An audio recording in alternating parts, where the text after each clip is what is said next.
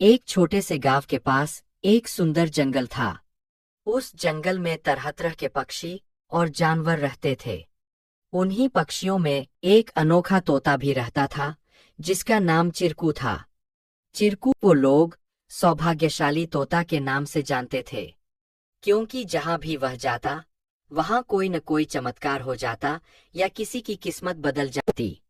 गांव के लोग मानते थे कि अगर चिरकू उनके घर आ जाए, तो उनके जीवन में सुख और समृद्धि आ जाती है। चिरकू हमेशा खुश रहता और अपनी मधुर आवाज में गाने गाता।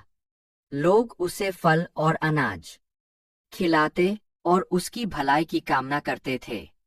चिरकू भी गांव के लोगों से बहुत प्यार करता था और जहां भी जाता, खुशियां बांटता। एक दिन गांव में एक गरीब किसान, जिसका नाम रघु था, बहुत परेशान था। उसकी फसलें बर्बाद हो गई थीं और उसके पास खाने को भी कुछ नहीं था।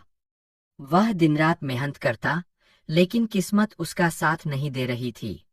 एक दिन रघु ने गांव के लोगों से चिरकू के बारे में सुना और सोचा कि शायद यह सौभाग्यशाली तोता उसकी भी मदद कर सकता है। रघु ने तय किया कि वह चिरकू से मिलकर अपनी किस्मत बदलने की विनती करेगा।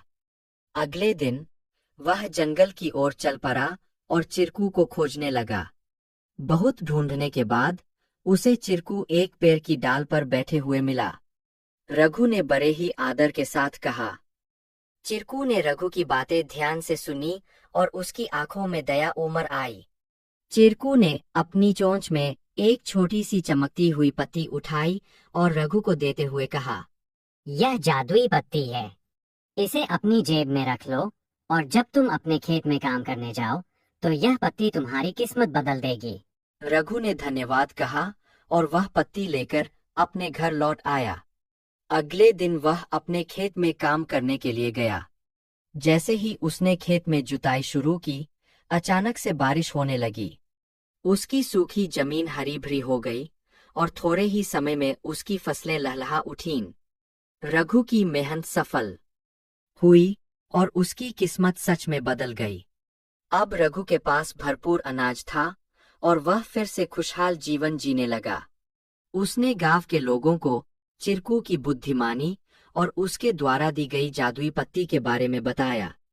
सभी लोग चिरकू की प्रशंसा करने लगे और उसे और भी अधिक प्यार देने लगे। लेकिन चिरकू ने रघु को एक बात कही थी। याद रखना, यह पत्ती सिर्फ तुम्हारी मेहनत का साथ देगी। अगर तुम मेहनत करना छोड़ दोगे, तो यह भी अपना जादू खो देगी। रघु ने चिरकू की बात समझ ली और कड़ी मेहनत जारी रखी। धीरे धीरे उसकी स्थिति पहले से बहुत बेहतर हो गई। वह गांव के सबसे सफल किसानों में से एक बन गया, लेकिन उसने कभी यह नहीं भूला कि उसकी सफलता में चिरकू और उसकी मेहनत का कितना बड़ा हाथ था। कहानी से सीख। इस कहानी से हमें यह सीख मिलती है कि किस्मत भी उन्हीं का साथ देती है, जो खुद मेहनत करते हैं। सौभाग्य